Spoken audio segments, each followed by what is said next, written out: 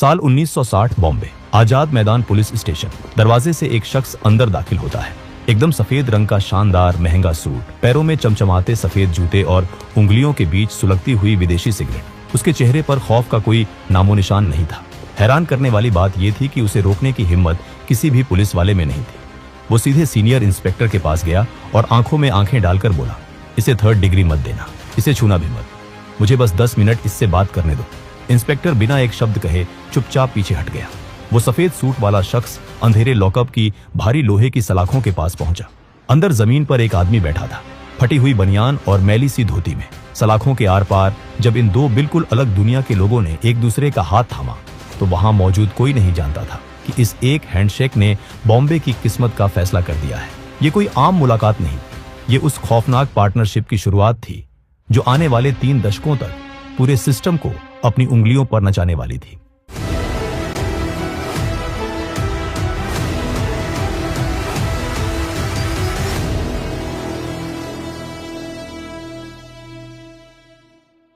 साल 1926। तमिलनाडु का एक बेहद पिछड़ा और सूखा हुआ गांव। वो दौर जब पूरा भारत अंग्रेजों की गुलामी में जकड़ा हुआ था और आजादी के लिए तड़प रहा था। इसी साल इसी राज्य के 2 अलग अलग इलाकों में 2 लड़कों ने जन्म लिया, मस्तान मिर्जा और वरदराजन मुदलियार। मस्तान जब सिर्फ 8 साल का था तब उसके पिता उसे उस सूखे और भुखमरी से बचाने के लिए अपने साथ बॉम्बे ले आए। बॉम्बे पहुंचकर उन्हें क्रॉफर्ड मार्केट के पास एक छोटी गंदी सी मैकेनिक की दुकान में काम मिला। दिन भर दोनों बाप बेटे ग्रीस, काले तेल और धूल में लिपटे रहते।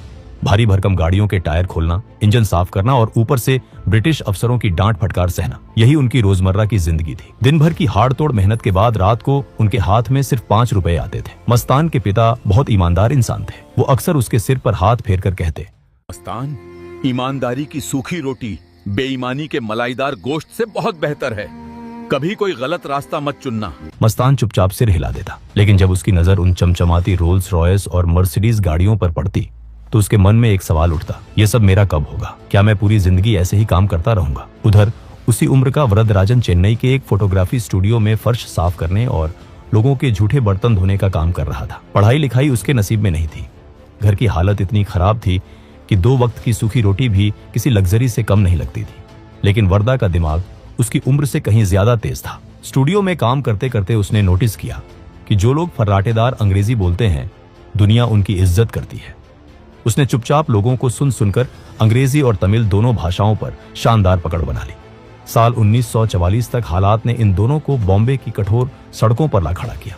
मस्तान ने मैकेनिक का काम छोड़ दिया और बॉम्बे डॉकयार्ड पर कूली बन गया। वहीं वरदा ने वीटी स्टेशन पर लाल रंग की कूली की वर्दी पहन ली। एक ही राज्य से आए, एक ही साल में जन्मे ये 2 लड़के अब एक ही अनजान शहर में लगभग एक जैसा काम कर रहे थे, लेकिन दोनों की सोच और स्वभाव बिल्कुल अलग थे। मस्तान बेहद धार्मिक था। वह हर रोज सूफी संत बिस्मिल्लाह शाह की दरगाह पर जाता, माथा टेकता और अपनी छोटी सी कमाई में से गरीबों को खाना खिलाता। 1947 में भारत आजाद हुआ, लेकिन बॉम्बे में एक अलग ही तूफान अंदर ही अंदर पक रहा था। ये वो वक्त था जब उत्तर प्रदेश, मध्य प्रदेश और पूरे नॉर्थ इंडिया से हजारों लोग पैसा कमाने की चाह में बॉम्बे आ रहे थे। इनमें से कई भटके हुए नौजवान थे जिन्हें काम नहीं मिला। पैसा कमाने की भूख उन्हें अंधेरे और खूनी रास्तों पर ले गई। रामपुरी गैंग, इलाहाबादी गैंग, कश्मीरी गैंग, ये सब भाईखला और डोंगरी के इलाकों में पनपने लगे। वो राहगीरों को लूटते, हफ्ता वसूलते और खून बहाते। लेकिन ये सिर्फ गुंडे थे, गली के मवाली। अंडरवर्ल्ड का असली सिंडिकेट अभी तैयार होना बाकी था। तभी साल 1952 में एक ऐसा फैसला आया जिसने बॉम्बे के पूरे गेम को पलट कर रख दिया। बॉम्बे प्रेसिडेंसी के तत्कालीन मुख्यमंत्री मोरारजी देसाई ने एक आदर्श समाज बनाने की चाह में पूरे राज्य में शराब पर पूरी तरह बैन लगा दिया। सिस्टम ने शराब बंद की, लेकिन लोगों की तलब और प्यास को वो कैसे बंद करते? इसी प्यास को करोड़ों के कैश में बदलने के लिए मैदान में उतरा वरदराजन मुदलियार। वरदा को समझ आ गया था कि यह सरकारी बैन उसके लिए कोई मुसीबत नहीं, बल्कि लॉटरी का एक गोल्डन टिकट है। उसने एक पुराने शराब माफिया के साथ हाथ मिला लिया। सेंट्रल मुंबई के माटुंगा, सायन और धारावी के इलाकों में उसने अपना बेस बनाया। धारावी को वरदा ने अपनी क्राइम कैपिटल में बदल दिया। रात के अंधेरे में वहां 100 से ज्यादा भट्टियां एक साथ जलती थी। एक रात में 120 लीटर से ज्यादा इल्लीगल देसी शराब बनती थी और उसे पूरे शहर में सप्लाई किया जाता था। लेकिन वरदा सिर्फ एक शराब माफिया नहीं रहना चाहता था। उसने एक पूरा नेटवर्क खड़ा कर दिया। तमिलनाडु से जो भी गरीब बॉम्बे आता, वो सीधा वरदा के पास जाता। वरदा उन्हें रहने के लिए झोपड़ी देता, सरकारी दफ्तरों से सेटिंग करके उनका राशन कार्ड बनवाता, बीएमसी से इलीगल पानी और बिजली का कनेक्शन देता और बदले में उन मजदूरों को अपने शराब के धंधे में लगा देता। वो उनके लिए भगवान बन चुका था। प्रशासन और सरकार से बहुत पहले वर्दा लोगों की मदद करता था।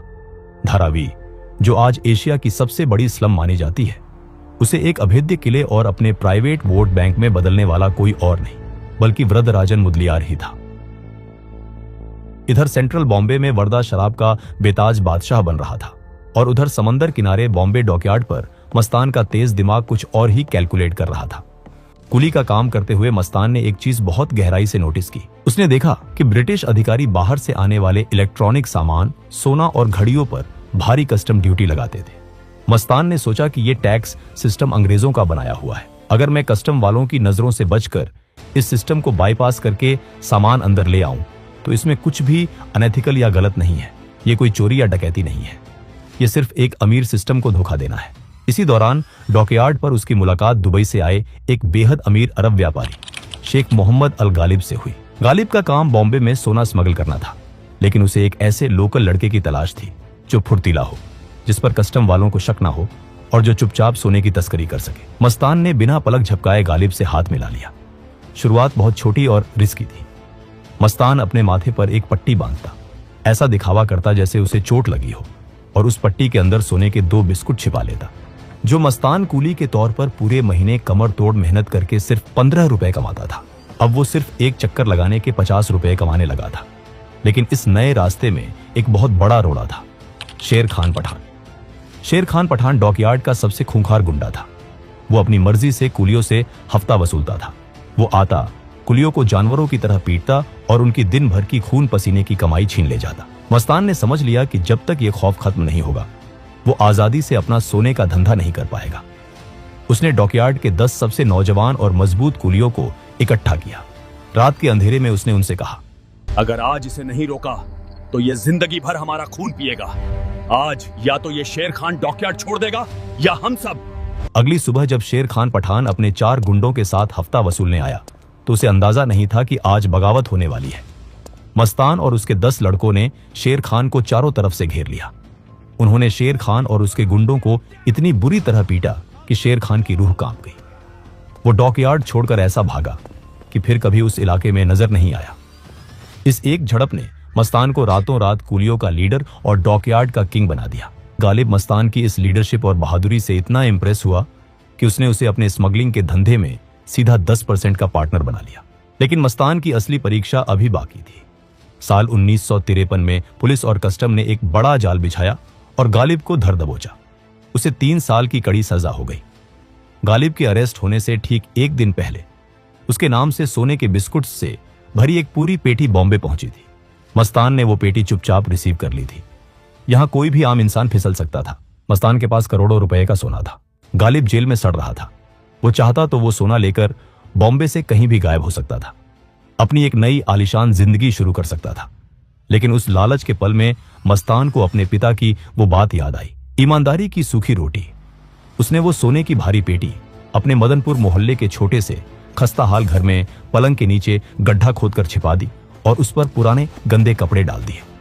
3 साल तक वो उस दौलत के ऊपर सोता रहा। वो हर रोज गरीबी से लड़ता रहा, लेकिन उसने उस पेटी के एक सोने के बिस्कुट को भी हाथ नहीं लगाया। 1955 में जब गालिब जेल से बाहर आया तो वो पूरी तरह टूट चुका था। उसके पास अब एक फुटी कौड़ी नहीं थी। वो वापस दुबई भागने की सोच रहा था। मस्तान उसे अपने घर ले गया। उसने जमीन खोदी और सोने से भरी वो चमकती हुई पेटी बाहर निकाली। गालिब की आंखें फटी की फटी रह गई। उसे यकीन नहीं हो रहा था। मस्तान, तुमने ये सोना लेकर भागने के बारे में कभी नहीं सोचा? तुम तो अमीर बन जाते। इस अंडरवर्ल्ड के धंधे में पैसा नहीं, सिर्फ भरोसा चलता है गालिब भाई। मैं अपने उसूलों को धोखा नहीं दे सकता। ये ईमानदारी मस्तान का मास्टर स्ट्रोक साबित हुई। गालिब समझ गया कि ऐसा वफादार इंसान उसे पूरी दुनिया में नहीं मिलेगा। उसने तुरंत ऐलान किया कि आज से हर एक कंसाइनमेंट में मस्तान का सीधा 50% हिस्सा होगा और उस सोने की पेटी का आधा हिस्सा भी मस्तान का है। जो कल तक दूसरों का बोझ उठाता था, आज 5 लाख रुपयों के साथ बॉम्बे का लखपति बन गया था। मस्तान मिर्जा अब बॉम्बे का डॉन हाजी मस्तान बनने की राह पर निकल चुका था। 1960 का दशक आते आते हाजी मस्तान के पास बेहिसाब पैसा आ चुका था। वो दुबई, हांगकांग और मिडिल ईस्ट से महंगी घड़ियां, सोना और इलेक्ट्रॉनिक्स मंगवाता था। 1956 में उसने गुजरात के सबसे बड़े तस्कर सुकूर नारायण बकिया के साथ भी सिंडिकेट बना लिया था। मस्तान का पैसा अब पानी की तरह बह रहा था, लेकिन मस्तान सिर्फ एक अमीर स्मगलर नहीं रहना चाहता था। उसे पता था कि पैसा आपको बड़ी गाड़ियां और घर दे सकता है, लेकिन अगर आपको बॉम्बे जैसे शहर पर राज्य करना है तो आपके पीछे खौफ, हथियार और लोगों की ताकत होनी चाहिए। मस्तान एक व्हाइट कॉलर क्रिमिनल था। वो खून खराबे और सड़कों की लड़ाई से खुद को दूर रखता था। वो सूट पहनता था और अंग्रेजी शराब पीता था। उसे बॉम्बे में राज करने के लिए एक ऐसी मसल पावर यानी बाहुबल की जरूरत थी जो उसके एक इशारे पर पूरे शहर में आग लगा सके। और उसे वो ताकत, वो खौफ नजर आया वरदराजन मुदलियार में। वर्दा का खौफ इस कदर था कि पुलिस महकमे में उसके नाम से पसीने छूटते थे। अगर उसे किसी पुलिस स्टेशन में किसी बड़े अधिकारी से मिलने जाना होता तो उसके पहुंचने से पहले उस अधिकारी की टेबल पर एक प्रीमियम विदेशी व्हिस्की का ग्लास रख दिया जाता था। ये एक सिग्नल था। छोटे पुलिस वाले चुपचाप थाने से बाहर निकल जाते थे। सालाना 12 करोड़ रुपए का टर्नओवर था वर्दा का। पुलिस कमिश्नर से लेकर मंत्रालय के नेताओं तक सबकी जेबें वर्दा भरता था। 1960 में एक बहुत बड़ी घटना हुई। केंद्र सरकार के एक बहुत बड़े मंत्री का एक सीक्रेट गैर कानूनी कंसाइनमेंट बॉम्बे पोर्ट पर आने वाला था। वर्दा के खुफिया नेटवर्क तक यह खबर पहुंच गई। वर्दा ने सोचा कि अगर इस कंसाइनमेंट को लूट लिया जाए तो वो सीधा दिल्ली को चैलेंज दे सकता है। उसने अपने सबसे खतरनाक लड़कों को भेजा और रात के अंधेरे में वो पूरा का पूरा कंसाइनमेंट चोरी करवा लिया। जैसे ही ये खबर ऊपर तक पहुंची, पुलिस महकमे के हाथ पैर फूल गए। सीधा दिल्ली से इन्वेस्टिगेशन के ऑर्डर आए। जब पुलिस ने अपनी पूरी ताकत लगा दी तो वर्दा पकड़ा गया। उसे घसीटते हुए आजाद मैदान पुलिस स्टेशन लाया गया और लॉकअप में डाल दिया गया। ये खबर शहर में आग की तरह फैल गई। मस्तान को भी पता चला। मस्तान समझ गया कि यही वो पल है जिसका उसे बरसों से इंतजार था। 2 दिन बाद हाजी मस्तान आजाद मैदान पुलिस स्टेशन पहुंचा। उसकी एंट्री किसी हॉलीवुड स्टार जैसी थी। उसने एकदम सफेद रंग का शानदार महंगा सूट पहना हुआ था। पैरों में चमचमाते सफेद जूते और हाथ में विदेशी 555 ब्रांड की सिगरेट सुलग रही थी। पुलिस वाले मस्तान के रुतबे और उसके पैसे को जानते थे। कोई उसे रोकने की हिम्मत नहीं कर पाया। मस्तान ने सीनियर इंस्पेक्टर की आंखों में आंखें डालकर कहा, इसे 3rd डिग्री मत देना, इसे छूना भी मत। मैं वो कंसाइनमेंट वर्दा से तुम्हें वापस दिलवा दूंगा। मुझे बस 10 मिनट इससे बात करने दो। इंस्पेक्टर बिना एक शब्द कहे चुपचाप पीछे हट गया। मस्तान लॉकअप की लोहे की सलाखों के पास गया। अंदर वर्दा जमीन पर बैठा था।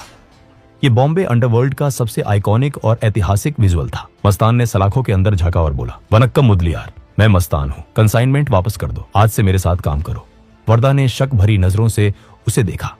उसे लगा ये अमीरजादा पुलिस का कोई दलाल है। मुझे इस सब में क्या मिलेगा? और तुम मेरे लिए ये पुलिस वालों से सेटिंग क्यों कर रहे हो? वर्धा, मुझे तुम्हारी ताकत चाहिए। वर्दा कोई बेवकूफ नहीं था। वो समझ गया कि ये आदमी बहुत गहरी चाल चल रहा है और उस वक्त वर्दा के पास पुलिस की मार और लंबी सजा से बचने का और कोई दूसरा रास्ता भी नहीं था। उसने सलाखों के बीच से हाथ बढ़ाया और मस्तान का हाथ थाम लिया। और इसी के साथ आजाद मैदान पुलिस स्टेशन के उस बदबूदार अंधेरे लॉकअप में बॉम्बे अंडरवर्ल्ड की सबसे खतरनाक, सबसे पावरफुल और सबसे लंबी चलने वाली पार्टनरशिप की नींव रखी गई। बॉम्बे के 2 राजा अब एक हो चुके थे। हाजी मस्तान और वर्दा मुदलियार का एक साथ आना बिल्कुल वैसा ही था जैसे बारूद और माचिस का एक साथ आना। अब तक दोनों शहर के अलग अलग हिस्सों में अपने अपने धंधे कर रहे थे, लेकिन अब उन्होंने पूरे बॉम्बे को एक मैप की तरह आपस में बांट लिया था। साउथ बॉम्बे, जहां अमीर लोग रहते थे, जहां बड़े डॉकयार्ड थे, जहां विदेशी बिजनेस होते थे, वो पूरा इलाका मस्तान ने अपने कंट्रोल में ले लिया। सेंट्रल बॉम्बे और सबर्ब्स, जहां मिल वर्कर, स्लम और आम जनता थी, वहां वर्दा का राज चलने लगा। दोनों एक दूसरे के काम में दखल नहीं देते थे, बल्कि एक दूसरे की रक्षा करते थे। अगर मस्तान के माल को कहीं ले जाना होता तो वर्दा के लड़के हथियारों के साथ एस्कॉर्ट करते। वर्दा अब सिर्फ एक माफिया डॉन नहीं, एक मसीहा बन चुका था। उसने अपने घर पर बाकायदा जनता दरबार लगाना शुरू कर दिया था। साउथ इंडियन कम्युनिटी या बॉम्बे के किसी भी गरीब इंसान को कोई भी तकलीफ होती, चाहे वो पुलिस का झूठ केस हो, जमीन का कोई विवाद हो या घर का आपसी झगड़ा, लोग पुलिस स्टेशन या कोर्ट नहीं जाते थे। वो सीधा वर्दा के दरबार में हाजिरी लगाते थे। वर्दा फैसला सुनाता था और उसका फैसला पत्थर की लकीर होता था। अगर उसने किसी को सजा सुना दी तो बॉम्बे का कोई पुलिस वाला उसे बचा नहीं सकता था। हर साल माटुंगा स्टेशन के बाहर वो गणपति का सबसे बड़ा पंडाल लगाता था। इस पंडाल में पूरे शहर से लोग, पुलिस वाले और नेता आते थे। वर्दा को बहुत अच्छे से पता था कि धर्म, आस्था और खौफ के कॉम्बिनेशन से आम जनता को कैसे कंट्रोल किया जाता है। उसका जलवा ऐसा था कि कई बार खुद हताश पुलिस अधिकारी वर्दा से रिक्वेस्ट करते थे कि वो शहर में छिपे हुए फरार मुजरिमों को सरेंडर करवा दे, और वर्दा के सिर्फ एक मैसेज पर खूंखार से खूंखार मुजरिम चुपचाप जाकर आजाद मैदान या डोंगरी पुलिस स्टेशन में सरेंडर कर देते थे। सिस्टम पूरी तरह से वर्दा के कंट्रोल में था। दूसरी तरफ हाजी मस्तान अपने बिजनेस को ग्लोबल लेवल पर ले जा रहा था। सोने की तस्करी तो चल ही रही थी, लेकिन मस्तान ने एक नया लूप होल ढूंढा। भारत में विदेशी सोने की भारी डिमांड थी, लेकिन मिडिल ईस्ट और अफ्रीकन देशों में भारत की चांदी की बहुत ज्यादा डिमांड थी। मस्तान ने यहां से चांदी स्मगल करके अफ्रीका और दुबई भेजना शुरू कर दिया। यह धंधा इतनी तेजी से बढ़ा और इससे इतना प्रॉफिट हुआ कि अंडरवर्ल्ड और इंटरनेशनल मार्केट में उसकी चांदी का नाम मस्तान की चांदी पड़ गया। वो एक ब्रांड बन चुका था। मस्तान ने बॉम्बे के सबसे पॉश इलाके मालाबार हिल में एक आलीशान सी फेसिंग बंगला खरीदा। उसके पास विदेशी मर्सिडीज कारों का पूरा काफिला था, लेकिन उसकी सबसे फेवरेट कार थी एक इंपोर्टेड सफेद मर्सिडीज बेंज 200। मस्तान को बॉलीवुड की ग्रैंड पार्टियों में, बड़े बड़े नेताओं के साथ प्राइवेट मीटिंग्स में और मैगजीन्स के पेज पर देखा जाने लगा था। दिलीप कुमार से लेकर राज कपूर तक कई बड़े फिल्मी सितारों के साथ मस्तान की तस्वीरें अखबारों में खुलेआम छपती थी। वो फिल्मों में पैसा लगा रहा था। करीब 2 दशकों तक मस्तान और वर्धा ने बॉम्बे पर एक ऐसी मजबूत हुकूमत चलाई जिसे ना कोई ईमानदार पुलिस वाला तोड़ पाया, ना कोई चालाक नेता। साल 1975 प्रधानमंत्री इंदिरा गांधी ने देश भर में इमरजेंसी लागू कर दी। रातों रात 21 महीनों के लिए देश के कॉन्स्टिट्यूशन और आम नागरिकों के अधिकारों को सस्पेंड कर दिया गया। सरकार ने तय किया कि सिस्टम को साफ करना है और अपने विरोधियों को कुचलना है। इसी क्लीन अप ऑपरेशन और मीसा एक्ट के तहत जो सबसे बड़े नाम सरकार के राडार पर आए, उनमें से एक था हाजी मस्तान। मस्तान को रातों रात उसके आलीशान बंगले से गिरफ्तार कर लिया गया और येरवड़ा जेल में डाल दिया गया। मस्तान के लिए यह एक बड़ा झटका था। उसका सारा पैसा, सारे नेता दोस्त सब गायब हो गए। लेकिन जेल की वो काल कोठरी मस्तान के लिए अंत नहीं, बल्कि एक नए ट्रांसफॉर्मेशन का सेंटर बन गया। उसी जेल में मस्तान की मुलाकात लोकनायक कहे जाने वाले जयप्रकाश नारायण से हुई। जेपी नारायण उस वक्त इंदिरा गांधी सरकार के खिलाफ सबसे बड़ी और सबसे इज्जतदार आवाज थे। जेल के अंदर मस्तान और जेपी नारायण के बीच कई लंबी बातचीत हुई। जेपी की फिलॉसफी, उनकी थिंकिंग और उनके समाज सुधार के नजरिए ने मस्तान के दिमाग पर बहुत गहरा असर डाला। जेपी ने उसे जुर्म की इस काली दुनिया को छोड़कर एक नेक और आम इंसान की तरह जिंदगी जीने की सलाह दी। जेपी की उन बातों ने मस्तान के दिल और दिमाग को अंदर तक हिला दिया। जब 18 महीने बाद मस्तान जेल से बाहर आया तो वो पूरी तरह से एक बदला हुआ इंसान था। उसने हमेशा हमेशा के लिए स्मगलिंग और क्राइम की दुनिया से तौबा कर ली। तस्करी को अलविदा कहने के बाद मस्तान ने अपनी जिंदगी का आखिरी दाव राजनीति के मैदान में चला। उसे लगा कि जो रुतबा उसने अंडरवर्ल्ड में कमाया है, वही रुतबा उसे राजनीति में भी मिलेगा। उसने जोगेंद्र कवाड़े के साथ मिलकर दलित मुस्लिम सुरक्षा महासंघ नाम की एक पॉलिटिकल पार्टी बनाई। वो अल्पसंख्यकों और दलितों का मसीहा बनकर संसद तक पहुंचना चाहता था। 1984 में उसने चुनाव भी लड़ा। उसने इस चुनाव में पानी की तरह पैसा बहाया। यहां तक कि दिलीप कुमार जैसे बड़े स्टार्स ने भी उसके लिए रैलियां की, लेकिन जनता ने उसे सिरे से नकार दिया। वो चुनाव बुरी तरह हार गया। इसके बाद भी मस्तान का रुतबा मुंबई में पूरी तरह खत्म नहीं हुआ था। वो अब एक विवाद सुलझाने वाले जज की भूमिका में आ चुका था। 80 के दशक के आखिर में जब मुंबई में पठानों और दाऊद इब्राहिम के गैंग के बीच खूनी खेल शुरू हुआ, तो मस्तान ने दोनों गैंग्स को अपने घर बुलाया और कुरान पर हाथ रखवाकर उनके बीच एक ऐतिहासिक समझौता करवाया। बॉम्बे पुलिस डिपार्टमेंट में एक नए बेहद तेज तर्रार, निडर और खूंखार आईपीएस अधिकारी की एंट्री हुई। इस अधिकारी का एक ही मिशन था, वरदराजन मुदलियार के इतने सालों के बनाए साम्राज्य को मिट्टी में मिलाना। लेकिन वर्दा के डीप पॉलिटिकल कनेक्शंस और पैसे की ताकत की वजह से इस ऑफिसर का बार बार ट्रांसफर कर दिया जाता था। लेकिन 1982 में पासा पलट चुका था। सरकार बदल चुकी थी और अब इस ऑफिसर को ऊपर से क्लीन चिट और फ्री हैंड मिल चुका था। इस आईपीएस ऑफिसर ने वर्दा के पूरे नेटवर्क को एक एक करके तोड़ना शुरू किया। पुलिस की भारी फोर्स ने धारावी की अवैध शराब की उन सैकड़ों भट्टियों को बुलडोजर से रौंद कर रख दिया। वर्दा के सबसे वफादार और खतरनाक गुंडों को चुन चुन कर एनकाउंटर में सड़कों पर मार गिराया गया या उन्हें बिना बेल के लंबे समय के लिए जेल की सलाखों के पीछे सड़ा दिया गया। पुलिस ने धारावी में घुसकर वर्दा का जनता दरबार हमेशा के लिए बंद करवा दिया। जो लोग कल तक वर्दा के सामने सिर झुकाते थे वो अब पुलिस के डर से उसके खिलाफ गवाही देने लगे थे। वर्दा, जो कभी बॉम्बे के आधे हिस्से को अपने उंगलियों के इशारों पर नचाता था, जो पुलिस कमिश्नर को अपनी जेब में रखता था, अब खुद अपने ही बनाए शहर में चूहों की तरह छिपने को मजबूर हो गया था। जब उसके सारे अभेद्य किले ढह गए, उसके सारे वफादार मारे गए, तो 1982 के अंत में वरदराजन मुदलियार अपनी जान बचाकर रात के अंधेरे में हमेशा के लिए बॉम्बे छोड़कर अपने होम टाउन चेन्नई भाग गया। वर्दा के भागते ही और मस्तान के राजनीति में जाते ही बॉम्बे में एक बहुत बड़ा और खतरनाक चेंज आया। दाऊद इब्राहिम, जो कभी मस्तान के लिए काम करता था, उसे मस्तान ने एक बहुत जरूरी नसीहत दी थी। अपना इल्लीगल काम रात 9 से सुबह 5 के बीच किया करो ताकि आम जनता और सिस्टम को तकलीफ ना हो। मस्तान हमेशा इसी उसूल पर चला था, लेकिन दाऊद इब्राहिम की नस्ल अलग थी। उसने मस्तान की उन सभी हदों को पार कर दिया जो मस्तान ने कभी तय की थी। दाऊद ने ड्रग्स, आतंकवाद और हथियारों की उस खतरनाक दुनिया में कदम रखा जिससे मस्तान को हमेशा सख्त नफरत थी।